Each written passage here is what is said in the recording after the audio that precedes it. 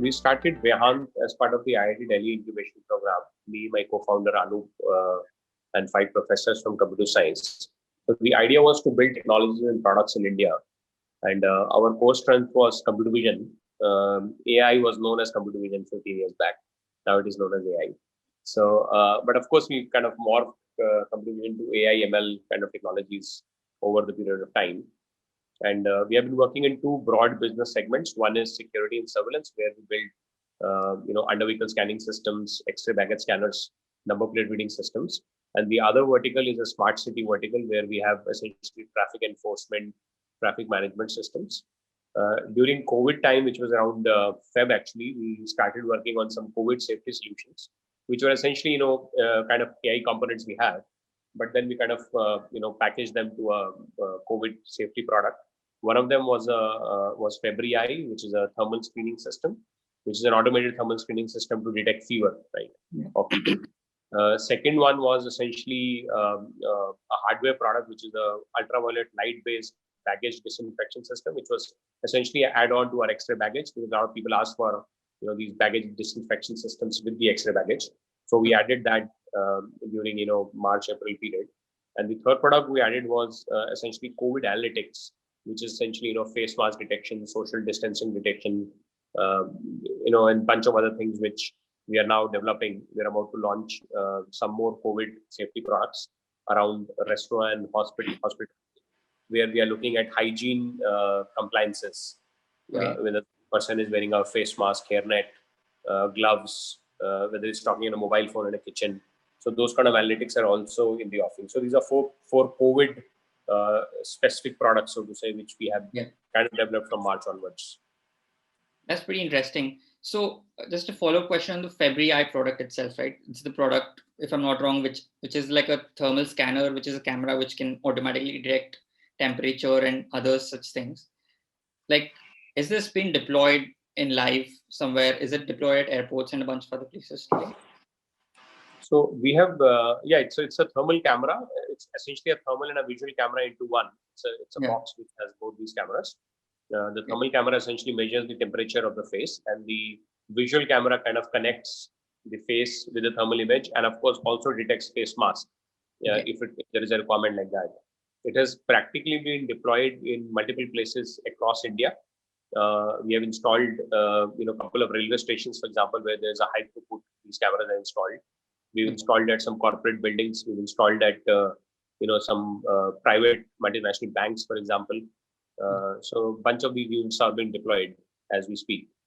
And we also picked up a large order from railways for about 100 units to be deployed over the next few months in different railway stations in North and West.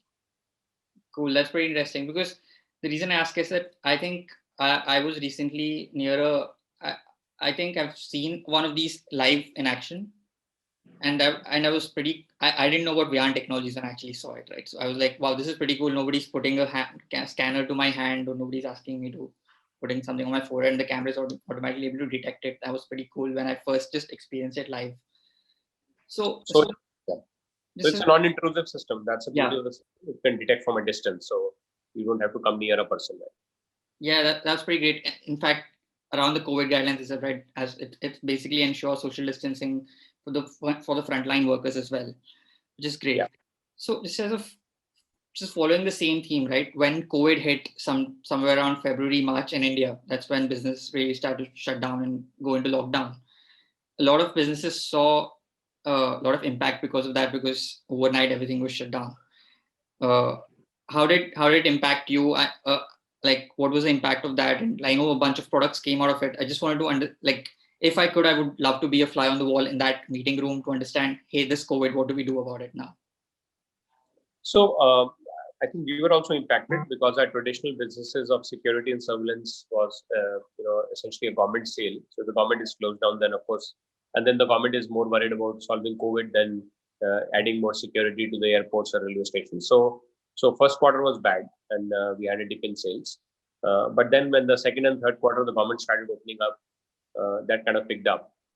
We are still impacted on the private security side because a lot of IT companies, hotels are still, hotels are doing bad and IT companies are not working from the campuses. So of course, they would not want to beef up their security of new campuses. So the private sector, which was a small part of our business, is still impacted. But the government has picked up, and smart cities and security has again come back to track. So I'm happy to say that we have kind of recovered the first quarter, and I hope that we should be able to at least do well in this year also. Cool. Yeah, I think all of us are just going through this, and hopefully all of us come out on a better side by end of this. Looks like we're seeing the bright side of it, the vaccines coming out and stuff, but we'll see. But more to the point, so were these technologies already available in some form, and were you able to bring the existing solutions you already had to build out Febria and all these things, or what was the building process or the product process there? So we already had the OKEAN AI platform, which essentially powers almost all of our AI products, right from traffic enforcement, traffic management, CCTV-based analytics. We also use the OKEAN platform for X-ray baggage in terms of detecting shapes and different kind of objects within the X-ray imaging. So we already had the base platform, which essentially helped us quickly develop these use cases of thermal and face mask and distancing. So I mean, of course, if we had to start afresh, then it would probably take 2 years to develop them. But then since we had those modules, so we were able to roll out a product into one time. Cool, that's interesting. So when you talk about OKEAN AI platform, is it I just want to understand a little bit more about what that platform means, and what are the different components, and what was the building process for that and the ideology behind that? So it's a AI platform which is primarily GPU powered. Okay. It's like a base AI platform we have, which essentially ensures that 60% of our use cases use the same platform, and then we build use cases on top of these platforms. So it's not just so it's essentially a kind of a training cum deployment platform, where we can just let's say tomorrow if you want to detect people wearing glasses for some reason in retail, then we can essentially train with some images, give it to the platform, give it to the algorithms, and then essentially it starts coming out with the answers very soon, hopefully right ones. And of course it has to be fine-tuned, because the accuracy is initially maybe 70-80% right, and then when you get more images and more data set and more varied transactions, then the algorithms try to learn and adapt and give you better accuracies of a particular use case. Cool, got it. So I have a little bit of ML background, but I wouldn't say I have a lot of it. So just to get a little bit deeper into that, when you say it's a GPU powered platform, do you mean it's like a service sitting on top of GPUs where there's some pre-trained models, or something like that? But the way we have developed the system is because some of our use cases did require an edge-based GPU, and some of these systems require a cloud-based GPU. So the platform essentially works on both these, I would say, sub-platforms, which is the edge-based device as well as on the cloud platform. Got it. And is this platform something that you use internally to build out these products, or is it something that you also take to market by itself and let other people build something on top of it? So we are currently only using it for captive purposes. So essentially what we sell to the market is a use case and not the platform. Yeah. The platform is used to develop new use cases. Got it. Yeah. So that helps me understand a little bit about OKEAN. So one question that I had, the first thing that came to my mind when I looked at all these technologies, and this is something that a raging debate in the market also, around privacy and AI, especially when you're talking about computer vision and you're putting cameras around. So just wanted to get your perspective, not just from Vihan Technologies perspective, but like a global perspective, how AI and privacy are going to look in future. So, broadly, there are two segments, at least in the areas we operate. One is law and order and enforcement, which is primarily a government subject. So there, I think the privacy laws are less applied, so to say, because you need to know who is the guy. You need to know the violator. You need to know the number of the vehicle which is over speeding, and of course, we have all the databases attached on the Vahan side to find the culprit. Even on the security side, you actually need to know who is the person. Right? You do a face recognition. So most of the data protection laws in India and Europe, or even US, for example, exempt the government from complying to that. So that's one part of our business, which is a major business. The other side is essentially the enterprise analytics space, where we are looking at retail or hospitality.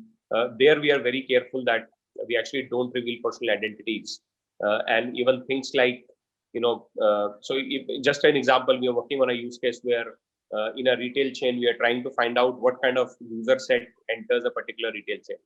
Okay. So there, the kind of information we give is, very broad in terms of that, 20% of our people are within 20 to 30% are males, 70 are females.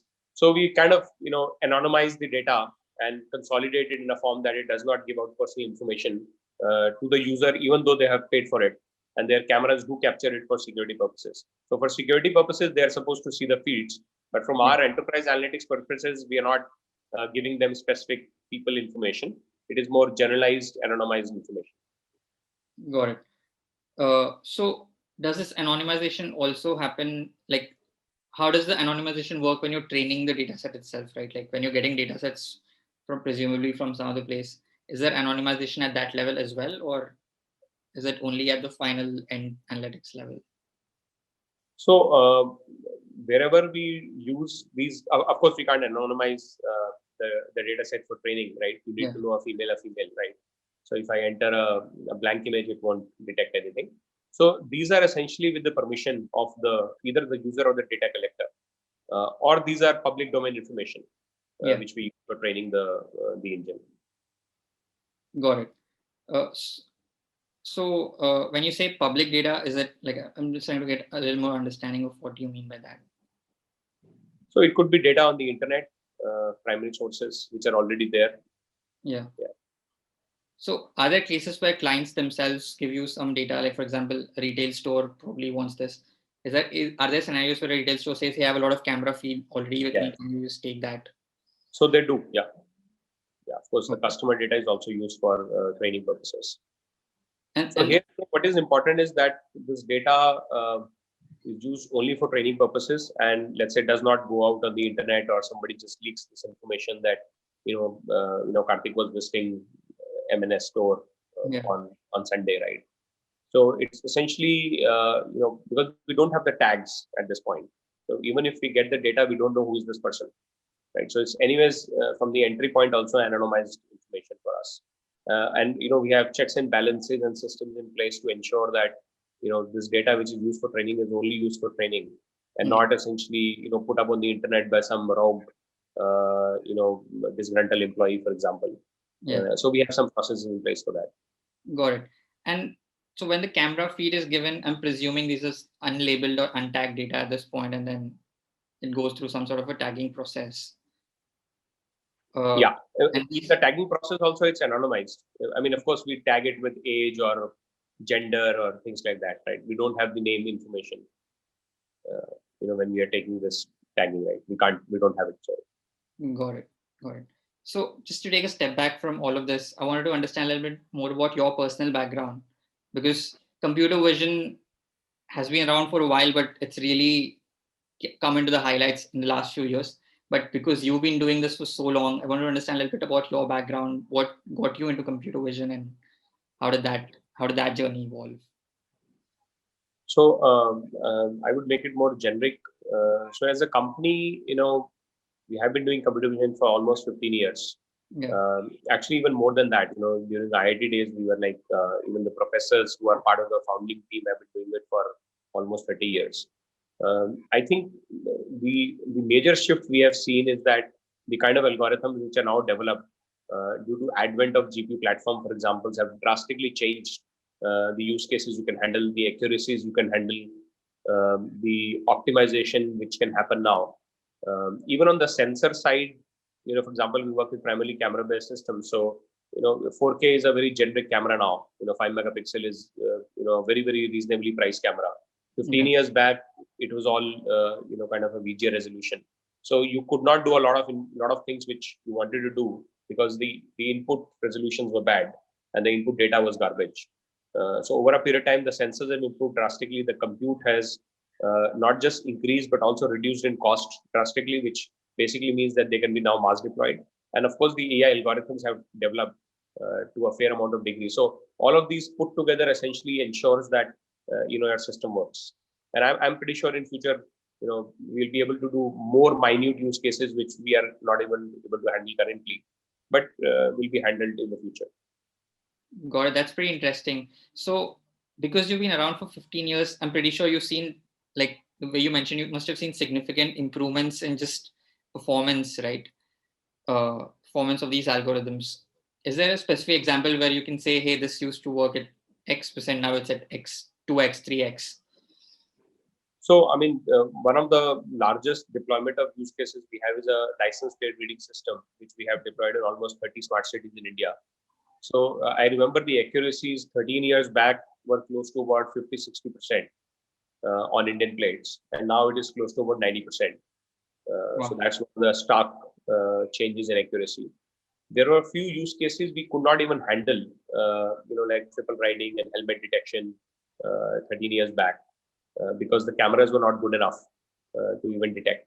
For example, two-wheeler plates. So two-wheeler plates were impossible to handle by a VGA kind of a camera. But now with 4K or 5 megapixel cameras, we are able to even see number plate information for two-wheelers. India, by the way, is 60% two-wheelers, right? So, Yeah. So if you look at the road deployment, the accuracies have drastically jumped because we are able to do two-wheeler, and the four-wheeler accuracy has jumped from 60% to 90%. Correct. So there are multiple factors, like you mentioned, that went into this improvement, right? Like the better sensors, better algorithms, and just better data. I'm assuming better data as well as more and more data. Which of these factors do you feel like played the biggest role? Like, have the algorithms improved a lot, or is it just the sensors have just gotten very good at taking in data? I think I would not give undue credit to any one of them. I think the sensor data information algorithms as well as the compute, low cost compute. I mean, when you say compute was always there, but you don't have a supercomputer everywhere. So with the advent of GPU and even improvements in CPU technology, so I think all of them played a kind of a equal role in ensuring that the accuracies or the optimizations are better. Got it. So just to follow up on the previous thing that you mentioned, you said maybe in the future you see this application, like see computer vision applied to more and more smaller domains and like more minute domains. So I wanted to pick your brain on what do you think the future is? Where are we going with that? So we have always believed, though of course that there were technology and sensor challenges. We always believed that camera or camera-based analytics, so to say, the kind of market we operate in, essentially can replicate a human being to a larger degree in most of the cases.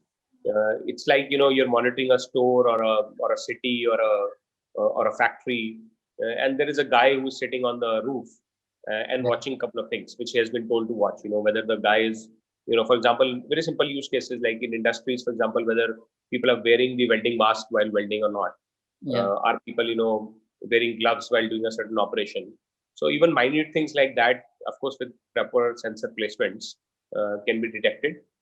So I would say broadly the overall security monitoring, quality inspection processes are going to be by and large automated. They are already automated, but I think to a larger degree they'll be automated. Got it. So these are very critical rules and regulations that these industries have to follow, right? Whether somebody's wearing a hat or whether somebody's wearing a mask. These are all guidelines and regulations that need to be enforced. So what is the process of gaining the consumer's trust in this? Like, I'm assuming because AI technologies, I'm just trying to understand like where the market is with regards to using AI technologies for these, and what are the challenges you face there to build trust with the companies or the private industries here. So I think by and large everybody understands that AI is going to play a major role, and so fundamentally all the industries, even traditional industries, do understand this fact. And of course, over a period of time, there are change in guards. There are more technology-savvy people who are at the helms of traditional industries. But of course, a very clear demonstration is required. So most of these cases, we have to actually put up these systems, show them that it works, and then of course they were willing to buy it. And then of course, word of mouth references also work very well in this industry. So, the only way to solve the problem is to not just educate them that this can be done, but also show it to them that, it is possible. And then, of course, we have been able to be successfully. I mean, like number plate reading, for example, when we started selling 13 years back, the police was not even wanting to take an automated system because the accuracy was 50%. So they practically had to see and correct all the number plates, right? But now with 90, they are very comfortable that it can be automated with a certain level of confidence, and the checks, to a ticket you get are minimal. So less people are required, and more challans can be generated. So the same is the case with other industries. So validation and the proof is very, very important. Got it. That's interesting. So, like you mentioned that you're in this business of camera analytics and using computer vision to build out these analytics, right? So one interesting thing that's been happening in the news and I've been following is, like, I'm pretty sure even you have, like, in China where the government has put up cameras everywhere to analyze, and there's a lot of debate happening where a lot of countries are planning to pick up something like that, and there's a lot of privacy concerns. I think privacy is the buzzword going on right now with privacy, and autonomy is the buzzword going on right now with Twitter and social media and things that's happening. So I just want to get your thoughts on, like, I know it's a little macro and not really related, but because you've been in this industry, I just want to get your thoughts on all of this and where do you see this heading eventually? So we also see, for example, 10 years back when we were deploying a smart city, cyber security and privacy was not even a discussion which was happening.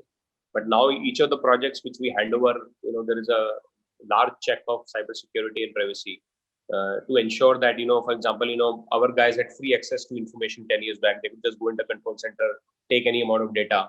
But now, even the governments or the end users are restricting the access. It's only for the purpose of what it's supposed to be, right? I think it's a very important field. It is very important that the regulations come in place. We believe that the Data Protection Act will come very soon. It will be almost on the lines of GDPR as we understand. So it's important for companies like us and other AI companies to ensure that the data protection, the privacy has to be taken care of. Of course, there would be some use cases which means that you will not be able to handle, but that's fine.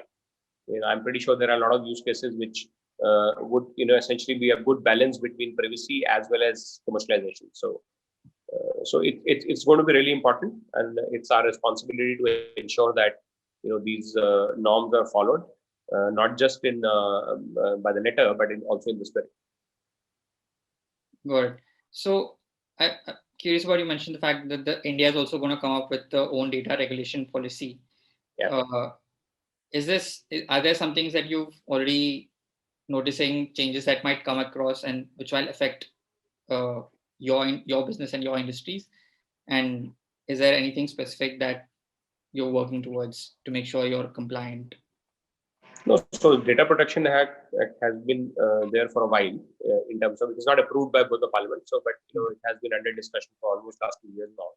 So when this started coming into being, we kind of started molding our practices also in line of GDPR because eventually we are also targeting the European market. So GDPR kind of data protection laws are by and large similar to what other countries have adopted, and India also is by and large similar. So our processes are already kind of tuned for that kind of a scenario. But as I said, we have two segments of business. One is government, and the other is private, the enterprise analytics. So the government, some of these laws don't apply because it's impossible for people to track a crime without knowing the face of the person, right? So they have to do it. But in the enterprise space, we have very consciously built systems and processes, not just in-house in terms of training, but also in deployment or in the use case, that we don't come out with a use case which kind of reveals personal information of anyone, and we essentially are broadly compliant with these laws. Got it. So, are the private companies already coming to you? Are these questions that private companies raise? Is this a concern that they raise already, or? No, so everybody is raising a concern. Even before giving a data, we have to sign an NDA. We have to ensure and commit to them that this data will not be used for purposes other than training or improving the system. So I think that's a very standard practice now in most of the enterprises. Got it. So taking a step back, I think we've gone too deep into computer vision, but I know you will have thoughts around just AI as well. And AI has been eating up a lot of industries. Like, what do you think? and you specifically focused on AI for like good, right? Versus can we use AI to help people deal with COVID better? Can we help organizations enforce these guidelines better? When you're talking about AI for good, like are there any other applications that you see in the future uh, where you see people coming out and building AI for solving some of these problems? And like just wanted to understand your thoughts on that. So I think it will play a very, very major role. And as I said, broadly, any task which is repetitive, kind of a quality control, compliance check task can be broadly automated.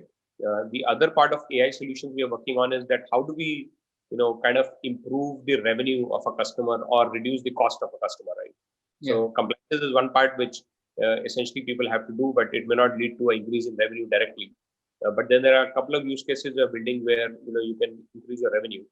So one of the examples we're building in a restaurant, for example, is to see the table occupancy, time to service, table, efficiency of the server, for example. And while studying that, companies can come out with a better guideline or improve their table layouts, for example, in a restaurant to improve their revenue also. And the compliance side, it's very important that the kitchen is well maintained. They use hairnet, they use masks, they use gloves, they don't use mobile phones, they wash their hands. So all those things which currently are being kind of left to the god and checked only once a quarter by a quality inspector can essentially now be checked every day, and you get a proper report of a person complying it or not. So broadly the quality of your product will improve. So that would indirectly lead to a better realization. That's my sense. So that's happening. People are adopting it, and I believe more such use cases will come in future. Got it. So conversations on AI, there's a lot of aspiring AI people, aspiring entrepreneurs in AI who also look at these videos and look at these talks.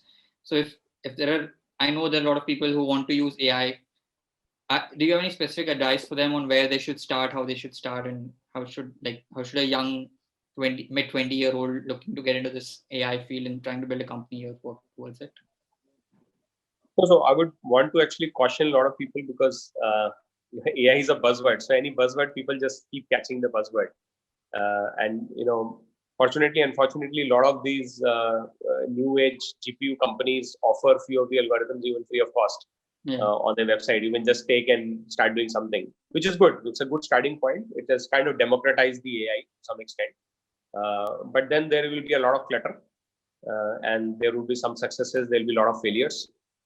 So my advice would be to kind of understand the customer pain point, and if you're able to handle the customer pain point using your AI, then I think you should be successful broadly. At the same time, you should be flexible and adaptable, which means if one of the use cases which you believe should work is not selling for whatever reason, right? Because the customer may have a privacy issue or a data issue, then you should be willing to move to the next use case and not get stuck up to the old use case. So I think we'll see a lot of clutter, and we'll see a lot of new companies coming up on AI, very unique use cases. And I wish them all the best. So just to paraphrase, the advice that you have is look for the customer pain point and not don't chase AI, chase the customer problem. Yeah, because broadly, any smart engineer with some background of AI can start building solutions at this point. It's not very difficult. There isn't a lot of capital cost involved like in traditional industries, which basically means that a lot of people can actually do it, right? So it's a pretty democratic process. But who succeeds depends on whether they've understood the customer pain point and delivered the solution the customer wanted, and the customer is willing to pay for it. Yeah, got it. So I think you raised an interesting point where a lot of new age AI companies which offer algorithms just on top of it, right? And just to bring something which came out very recently, which is GPT-3. So GPT-3 came out, which was essentially a universal algorithm for language, if you think about it that way. Is there something similar happening in the computer vision space? Is there something along the lines of GPT that's being built for computer vision? And just wanted to understand your sense for that. So a lot of companies like Intel, Nvidia, Google, even Facebook and Microsoft have very, very large open CV kind of libraries where you can just take these algorithms and do something, right? Some use case with some accuracy. So I think that's also happening on the computer vision space. because the interest of these companies is essentially that you should use these algorithms on their hardware, and of course help them sell the hardware, right? Software companies would want to use them on the cloud, for example, and use their cloud. So a lot of cloud companies are also kind of pushing new age entrepreneurs right from the college level to kind of give them free cloud credits and stuff like that to make them use the cloud and develop a use case, which is fine. I think it's a fairly good way of expanding the market. So these tools are available. They have always been available, but then the intensity and the comprehensiveness of these tools have now drastically improved. And there are a lot of offers on the market where you can pick up these things and you not even graduate and start building something, right? So yeah. In fact, I see, like, I think my LinkedIn feed is filled with people building computer vision projects. And it's almost always like hand gestures, drawing numbers, number recognition. I mean, recently face mask was a hot topic. So I can count of 30 different companies or colleges, students who have, come out with some face mask detection system and stuff. So which is fine. But at the end of the day, the business is not just about developing an algorithm, but also, ensuring that you're able to put forward this proposition to the customer. You're able to not just deploy, but service the customer over long term. Because people are going to buy face masks for 6 months, but then why would they buy it only for 6 months? So you need to have a proposition of what after 6 months. So do you have a use case where you can just change the face mask to some other analytics on the same compute at a quick pace when they want to just change it, which gives a larger value to the customer over a period of time. Sorry, I think there was some disturbance. Go ahead. So that's what I'm saying. So I think it's about understanding customer pain point, have adaptability in your process. But it's good that these platforms are available. So it's a fairly democratic process, and a lot of people can just use them and develop algorithms on top. But like you said, there'll probably be a lot of clutter for a while, and people who've very sharp, razor focused on customer problems are the ones who will eventually survive. So how did your journey into, like, I remember you said the number plate detection was a technology that you released 13 years ago. How did you discover that problem? How did you decide that's the problem you want to solve, and what was the process there? So actually, fresh out of college almost, we had limited understanding of we had some business background, but essentially the number plate reading system actually came as a byproduct of one of our first product, which is an under vehicle scanning system, which was actually funded by the Ministry of Information Technology, where we had to check the underside of the vehicle for presence of any explosives or contrabands. So when we deployed some of these systems, then we had a frontal camera which had to take a picture of the frontal of the car, because underside you can't recognize the car, right? So, so frontal information was required, and a lot of customers kept asking, why can't we digitize this process? Our guys have to enter the number every time. So we said, okay, OCR is a fairly old technology. Why to develop it? We looked at some global companies. We bought some licenses. We tried to run that system in India. It failed. Because most of these OCR systems were trained for the global Western standardized plates. But here, 13 years back, it was an absolutely non-standard market. The plates were all kind of funny fonts. Jai Mata Di written on top of them. They would be in multiple languages, cursive languages. So there was no other way but to develop a system. So we actually developed the number plate reader system for the under vehicle scanner frontal problem. And then one of our sales guys actually pitched it to one of the cities for monitoring of vehicles. So they had to monitor. So they were putting up these cameras on in Jaipur city for entry and exit. And these cameras were essentially supposed to be monitored, which was physically seen, which was practically impossible for stolen and suspected vehicles. So one of our sales guys pitched it to the city, saying that we can deploy these number plate reading systems. We can put the software in our existing cameras with some compute, and they would essentially read the numbers of vehicles going in and out of a city, and then centralize it, and then there could be an alarm if a stolen vehicle is found. So that actually built onto a use case for city surveillance and then to smart cities. And then one thing led to other. The customer wanted a red light violation system. They wanted a speed detection system. So basically, we just followed what the customer wanted, and we kind of just quickly developed those solutions and deployed them. Yeah, that's pretty interesting to know how it all started. And I can imagine, right? I've seen number plates which have blue lights on top of them, which I think. So just curious, is your AI smart enough to recognize all of that? I would not say all of them, but we are at 90% accuracy on standard, non-standard Indian plates. So it's fairly good. We're able to recognize a lot of these plates, but still there is work to be done from the algorithm side as well as from the government side to standardize the plates. So let's see when that. I think the government is already, like, at least from what I know, the government has already issued orders around like very weird, like you can't have cursive writing on. But No, the Motor Vehicle Act always had that provision, even for last 50 years. The question is of compliance. So the Motor Vehicle Act very clearly specifies the font of the character, the space between the character, the type of characters and all. But it was never complied. The high security number plates were supposed to solve that problem because the government kind of issued that plate with a standard font, and you can't just go to any neighborhood shop and get it painted. So high security number plate is broadly now 30% of the Indian market, but still there are 70% of vehicles which are without high security number plates. The AI is supposed to read them well. So it's an opportunity for us because our algorithms are tuned for those kind of plates. If it was to be overnight standardized, then suddenly a lot of internet available algorithms will also work.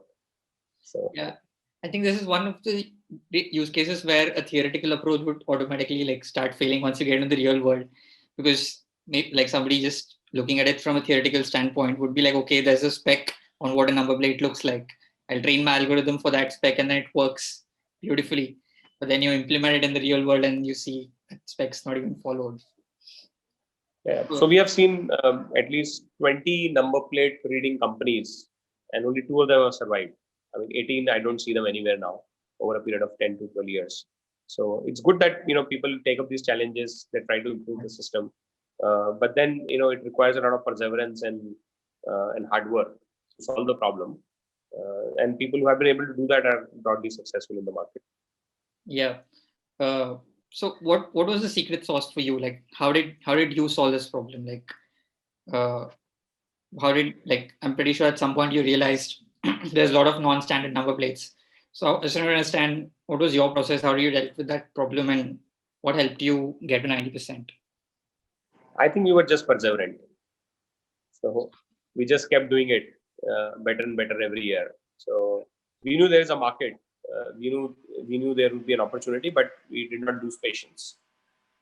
So that's another thing which the youngsters need to understand, that at times persistence is very, very important. It's even important than genius. So you could be a genius where you would solve some, with some great algorithms, but at the end of the day, practical problems do require hard work and perseverance. So if you have that, then broadly you'll be able to solve those problems. But they take time, so you need to give them time.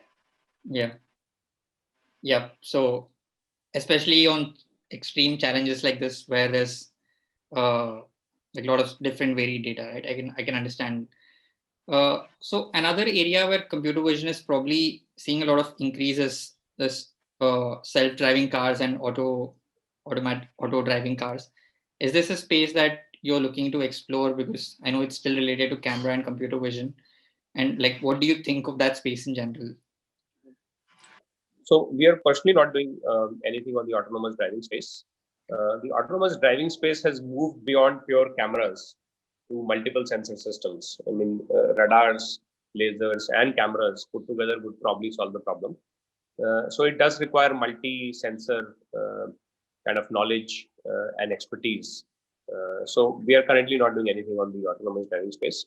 Having said that, I know of some companies who are doing well. Somebody solving the radar problem, somebody solving it with computer vision. I think it will be solved.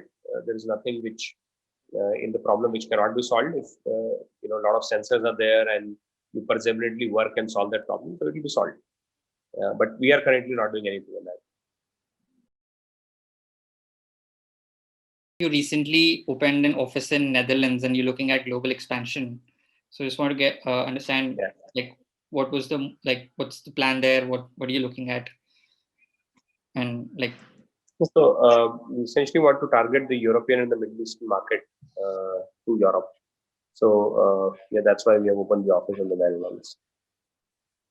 So just to understand, like, so if how should an AI company built in India be looking at global expansion, and like what sort of adaptability that should we show to be able to expand to different markets? Do you see there's a difference between how Indian market versus, let's say, European market perceives AI, and how should an AI company in India basically look at this? So honestly, we have not gone through that journey completely, so I will not be able to give any advice on that part. But whatever we could understand interacting with some of the other companies, Indian companies who are operating in the European space, is that probably the understanding of the problem is more intense in Europe. So people understand the problem; they're willing to automate much better. I mean, because the cost of human labor is high, so the motivation to automate is higher. At the same time, data protection and privacy are very, very stringent. So there are benefits and there are negatives to entering that market.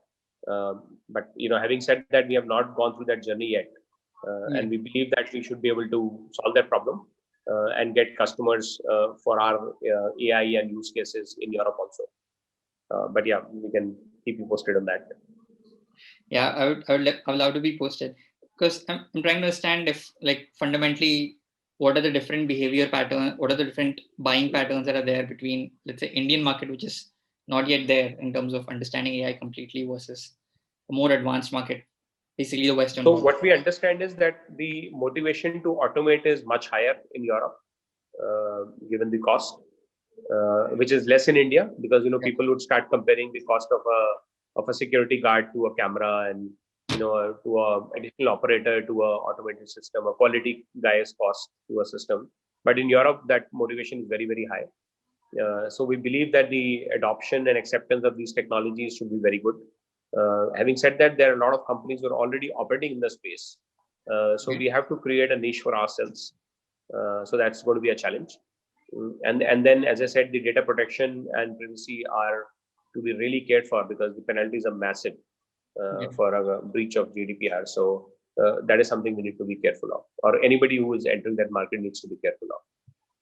Do you see any particular challenges around just consumer trust in an Indian company or a non-European company selling in Europe, and any challenges there, basically establishing that trust in a new market? So I think software solutions, they are now broadly used to using Indian solutions. Most of the European banks, for example, run Indian software. Most of the automotive companies have Indian software. So I think the acceptance of Indian software products as such is very, very high in Europe.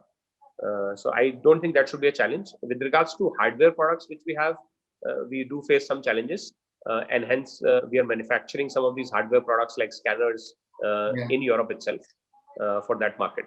So that's where we saw some resistance on the hardware side.